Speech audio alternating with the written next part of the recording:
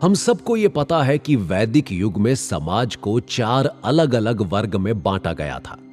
ब्राह्मण, क्षत्रिय, वैश्य व शूद्र। यहां पर ब्राह्मणों का कर्तव्य होता था कि वो वैदिक रीतियों को आगे बढ़ाएं और क्षत्रियों का कर्तव्य था कि वो धर्म युद्ध के मार्ग पर चलकर अन्याय के विरुद्ध लड़ें। परंतु यहां पर इकलौते ऐसे ऋषि थे जिन्हें ब्रह्म ऋषि तो कहा ही जाता है, साथ ही ब्रह्म क्षत्रिय भी कहा जाता है, और वे थे परशुराम। ऐसा कहने के पीछे 2 कारण हैं। पहला, उनके पिता ऋषि जमदग्नि एक ब्राह्मण थे और उनकी माता रेणुका एक क्षत्रिय थी। वहीं दूसरी ओर परशुराम में 2 तरह के गुण थे। वे हर तरह के वैदिक मंत्रों की जानकारी रखने के साथ साथ अस्त्र शस्त्र और युद्ध नीतियों में भी कुशल थे। बल्कि वो तो एक ऐसे योद्धा थे जिनके सामने कभी कोई टिक नहीं सकता था। परशुराम के बारे में कहा जाता है कि उनकी मां का अपमान और अपने पिता की मृत्यु का बदला लेने के लिए उन्होंने ये प्रतिज्ञा ली थी कि वो 21 बार इस दुनिया को क्षत्रियों से विहीन कर देंगे, यानी क्षत्रियों का पूरी तरह से नाश कर डालेंगे। और ऐसा करते करते भगवान परशुराम भूल गए कि वो ऐसा 21 बार कर चुके हैं। तब हनुमान जी आए और उन्होंने परशुराम को याद दिलाया कि आपकी प्रतिज्ञा पूर्ण हुई, अब उन्हें ऐसा नहीं करना चाहिए। भगवान परशुराम ने यह सब कुछ भगवान शिव के धनुष पिनाका और अपने परशु के सहारे किया था। परशुराम को त्रेता युग का सबसे पहला विष्णु अवतार माना जाता है और त्रेता युग का सबसे अंतिम विष्णु अवतार थे श्री राम। और इन दोनों के जन्म के बीच कई लाख सालों का अंतर था। अब परशुराम शांत होकर अपना पिनाका राजा जनक को देकर वहां से महेंद्र पर्वत चले गए। फिर भगवान राम और सीता का जन्म हुआ। राम ने कैसे धनुष तोड़ा ये कहानी तो हम सब जानते हैं। पिनाका धनुष टूटने के बाद विष्णु के पहले अवतार और विष्णु के अंतिम त्रेता युगीन अवतार श्री राम की भेंट हुई। यहां पर परशुराम श्री राम पर खिन्न हुए। उन्हें वैसे भी पहले से ही क्षत्रियों से तकलीफ थी और राम भी क्षत्रिय थे। ऐसे में परशुराम उन पर बरस पड़े।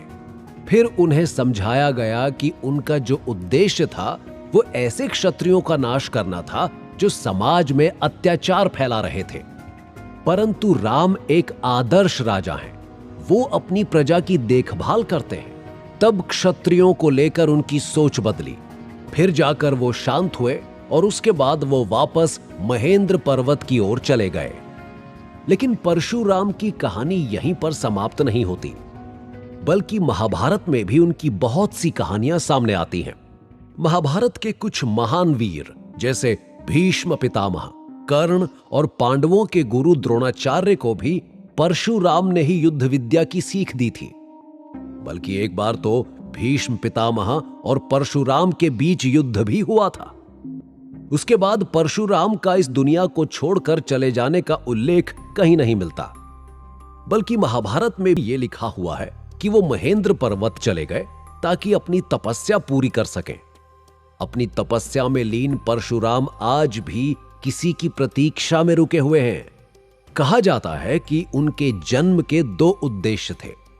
पहला, उस समय जो क्षत्रिय अत्याचार कर रहे थे उनका नाश करना, उन्हें सबक सिखाना, और दूसरा, भगवान विष्णु के सबसे अंतिम अवतार कल्कि का युद्ध गुरु बनना। परशुराम के पास भगवान शिव का पिनाका है, तो उनके पास और भी ऐसे अस्त्र शस्त्र हैं जिसकी विद्या उन्होंने भीष्म पितामह और कर्ण को दी थी। बस उसी प्रकार कलयुग के अंत में कल्कि के युद्ध गुरु बनने के उद्देश्य से आज भी परशुराम अपनी तपस्या में लीन हैं। आज ये महेंद्रगिरी पर्वत ओडिशा के गजपति डिस्ट्रिक्ट के परलाखेमुंडी में स्थित है और मान्यता है कि परशुराम आज भी उन पहाड़ियों की सबसे ऊंचाई पर अपनी तपस्या में लीन रहते हैं, लेकिन कभी किसी को दिखाई नहीं देते। अब प्रश्न ये उठता है कि यदि कोई उन्हें सच में महेंद्रगिरी में ढूंढता हुआ चला आए तो क्या वो उसके सामने आएंगे? उत्तर है नहीं, क्योंकि जब तक उनका उद्देश्य यानी कि कल्कि अस्तित्व में नहीं आ जाता तब तक के लिए वो एक गहन तपस्या में है। ऐसा ही एक प्रयास महाभारत के दौरान पांडवों ने भी किया था। अपने वनवास के दौरान जब वो महेंद्रगिरी पहुंचे तो उन्होंने भी परशुराम को ढूंढने का बहुत प्रयास किया, पर वो उनके सामने नहीं आए। आज भी कलयुग में बहुत से लोग, विशेषतः साधु वहां जाते हैं, पर वो सामने नहीं आते। इसके पीछे एक कारण यह है कि उनकी ऊर्जा और उनके ऑरा को संभाल पाना हम आम इंसानों के बस की बात नहीं।